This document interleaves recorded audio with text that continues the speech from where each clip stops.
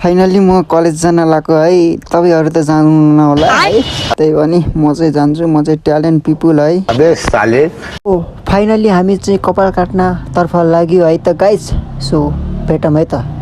So हाम्रो चाहिँ time sleep हान्यो है, अनि यसो हेन्सी हुनु पर्यो नि त हैन गाइजहरु।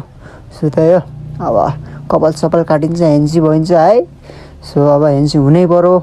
अब हेन्सी 1 2 3 4 भनेर चिन्छ हामीलाई सबैले, हो कि नै? सो कपाल सपाल काटियो है फाइनली, अनि यस्तो हेन्सी भयो। अब 20-22 वटा केटी त हिउँ पट्टाइन्छ है। सो फाइनली नदै गरेर आइयो है। So thanks for watching, bye bye guys.